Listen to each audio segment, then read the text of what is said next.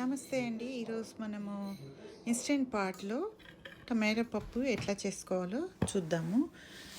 నేను పెసరపప్పు టమాటో చేస్తున్నాను ఇన్స్టెంట్ పాట్లో. సాటే మోడ్లో పెట్టాను. సాటే బటన్ ప్రెస్ చేయండి.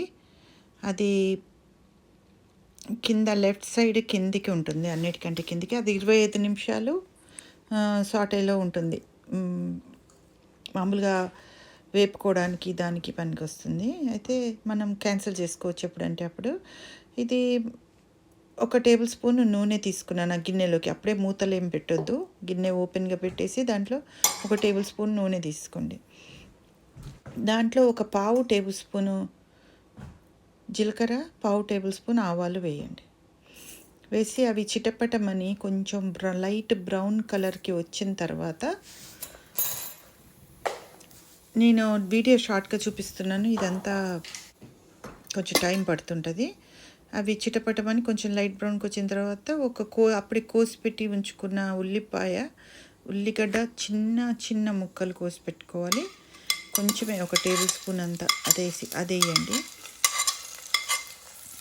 అదేసి కలపండి. కొంచెం అది ఉల్లిగడ్డలు వేగుతున్నప్పుడు కొంచెం పచ్చిమిరపకాయలు మధ్యలోకి తుంపుకొని ఒక 6-7 ఉంటే చాలు. మీరు కారం ఎక్కువ తింటే ఎక్కువ, తక్కువ తింటే తక్కువ వేసుకోండి. అది పచ్చిమిరపకాయలు ఎప్పుడైనా మన టేస్ట్ని బట్టి ఉంటుంది. అవి కూడా అట్లా మధ్యలోకి తుంపుకుంటే చాలు. పెద్ద కట్ చేసి తొడిమిలు తీసేసి మధ్యలోకి తుంపుకోండి. అవి వేయండి. ఒక 2 వెల్లిపాయలు తినని వాళ్ళు, ఇష్టం లేని వాళ్ళు ఇంగు వేసుకుంటారు. కొంతమంది ఇంగువ ప్రిఫర్ చేస్తారు, కొందరు వెల్లుల్లి. ఏదైనా ఒకటి. వెల్లిపాయని ఇట్లా సన్నగా తరిగి వేసినాను నేను. కొంతమంది కొంచెం లావుగా కూడా కోస్తారు, కానీ నాకు సన్నగా ఉంటే ఇష్టం, కొంచెం సన్నగా కోసి వేసినాను. ఇలా కరివేపాకు కూడా అందులోనే వేసి అన్నీ కలిపి ఫ్రై చేసి మంచిగా దూరగా వేయించాలి. ఆ ఎల్లిపాయ వాసన కొంచెం ఇట్లా మంచిగా కమ్మటి వాసన వస్తుంది. ఎల్లిపాయది ఉల్లిగడ్డ దిగిన ఇప్పుడు ఎల్లిపాయ మెయిన్ వస్తుంది. అప్పుడు కొంచెం లైట్ బ్రౌన్ కలర్ లాగా కూడా అవుతుంది అదంతా. ఉల్లిపాయలు అవన్నీ కూడా ఎక్కువ బాగా బ్రౌన్ ఏం కానవసరం లేదు. కొంచెం లైట్ బ్రౌన్ అయ్యి మంచిగా దూరగా వేగిన తర్వాత అప్పుడు పప్పు వేయాలి. నేను పెసరపప్పు తీసుకున్నాను కదా, పెసరపప్పు కరగనవసరం లేదు. పెసరపప్పు అయితే నేను వేరే పప్పులు అయితే వేయించను, ఉట్టి పెసరపప్పు అయితే వేయిస్తాను. పెసరపప్పు కొంచెం నూనెలు అట్లా వేగి కమ్మటి వాసన వస్తే అప్పుడు టేస్ట్ బాగా అనిపిస్తుంది పప్పుది. ఇందులో మీరు ఏ పప్పు అన్న, మసూర్ దాల్ అంటారు కదా, ఎర్రపప్పు అదన్న వాడచ్చు, కందిపప్పు అన్న వాడచ్చు. అవైతేనేమో కొంచెం కడిగి వేస్తాను, వేపనవసరం లేదు, వాటిని డైరెక్ట్గా వేసేయడమే. ఇంకా ఇప్పుడు ఇంకోటి, ఇక్కడ ఇన్స్టెంట్ పాట్లో 1కి 1 తీసుకోవాలి పప్పు. ఏ పప్పు అయినా కూడా నీళ్ళు 1కి 2 పెట్టొద్దు. నీళ్ళు 1కి 1 తీసుకోవాలి. పొంగి పాడైపోతుంది, అంతా చుట్టుపడి గలీజ్ అవుతుంది. ఇప్పుడు పప్పు వేసి వేపుతున్నా. పప్పు వేసి మంచిగా 5-6 నిమిషాలు, 5 నుంచి 7-8 నిమిషాలైనా పడుతుంది వేపడానికి. 2 కప్పులు వేసినాను నేను, అది కొలిసి పెట్టుకున్నాను మొదలే. వేసినాను.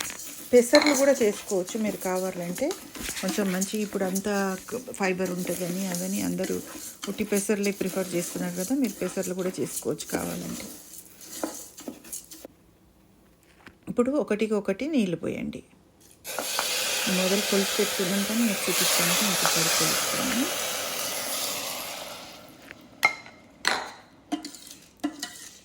ఇందులో ఒక 1/2 చెంచా పసుపు వేయచ్చు. వేసి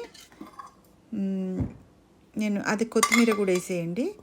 కొత్తిమీర కూడా వేసేసి అది నేను టమాటాలు ముందే కోసి పెట్టుకున్న ఒక 4 చిన్న రోమా టమాటాలు అంటారు, ఇట్లా పొడుగ్గా ఉండేటివి. రామూలకాయలు అంటారు ఇండియాలో అయితే కొన్ని ప్లేసెస్లో. ఇది ఒక 2.5-3 కప్పులు ఉంటుందేమో, కప్పుతో కొలిస్తే అంత. 4 వేసినాను. కోసేసుకొని ఒక 1/2 చెంచా పసుపు వేసి, ఇప్పుడు ఏం లేదు, మూత పెట్టాలండి. ఉప్పు కూడా వేసుకోవాలి, మర్చిపోయాను. ఉప్పు యూజువల్గా మనం బయట కుక్ చేస్తుంటే ఉప్పు వేస్తే ఉడకదంటారు, కానీ ఇక్కడ ఏం కాదు. నేను కూడా అనుకున్నాను, కానీ కొంచెం పొరపాటున కొంచెం కలిపినా పర్వాలేదు. మూత పెట్టేసేయండి. మూత కొంచెం ట్రిక్కీగా అనిపిస్తుంది. అది మంచిగా లాక్ అయ్యి బీప్ రావాలి. బీప్ వస్తే అది సరిగ్గా లాక్ అయినట్టు అర్థం. ప్రతిసారి కొత్తగానే అనిపిస్తుంది మూత పెట్టడం. అయితే ఇప్పుడు అది సాటే మోడ్లో ఉంది కదా, ఆ సాటేని క్యాన్సిల్ చేయాలి. అక్కడ క్యాన్సిల్ బటన్ అది అవుతుంది, ఆఫ్ అయింది చూడండి క్యాన్సిల్. ఇప్పుడు అన్నిట్లో కిందికి వచ్చి అది ప్రెషర్ కుక్కర్ బటన్, లాస్ట్ది ప్రెషర్ కుక్ బటన్. ఆ ప్రెషర్ కుక్ బటన్ని నొక్కండి. నొక్కితే ఆటోమేటిక్గా అది 12 నిమిషాలు పెట్టింది. మన ఉన్న క్వాంటిటీని బట్టి అది ఇది చేస్తుందేమో.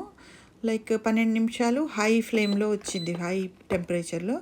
అయితే నేను టెంపరేచర్ అట్లనే ఉంచినాను, కానీ టైము అక్కడ మైనస్ సైన్ ఉంటుంది, అది నొక్కితే టైం తగ్గిపోతుంది. తగ్గించినాను నేను 8 చాలు, పెసరపప్పు తొందరగా అవుతుంది. అది కీప్ వామ్ అని ఉంది, లైట్ వస్తుందండి, అది ఆటోమేటిక్ వచ్చింది. మనం కావాలంటే బంద్ చేసుకోవచ్చు.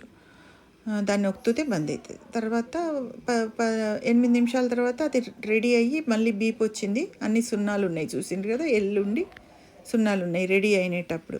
ఇక్కడ వచ్చి చూస్తే ఈ ప్రెషర్ బటన్, ఆ చిన్న తెల్ల బటన్ ఉంది కదా, అది ఇట్లా పైకి లేసి ఉందంటే దాని నిండా ప్రెషర్ ఉంది.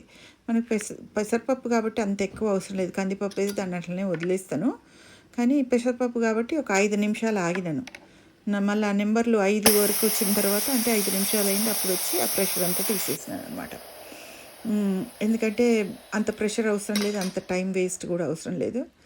తీసేస్తే మొత్తం కిందికి వెళ్ళిపోయింది చూడండి, అది కిందికి వెళ్ళిపోతుంది.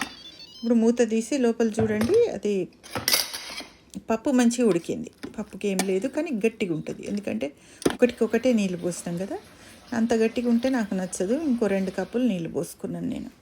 2 కప్పులు పోస్తే కొంచెం నాకు కావాల్సిన కన్సిస్టెన్సీలో వచ్చింది.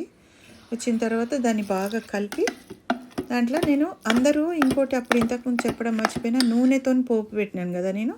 చాలామంది నెయ్యితో పోపు పెట్టుకుంటారు, నాకేమో నూనెతో పోపు పెట్టి పైనుంచి ఒక పెద్ద చెంచా నెయ్యి అంతా తయారైన తర్వాత వేయడం ఇష్టం.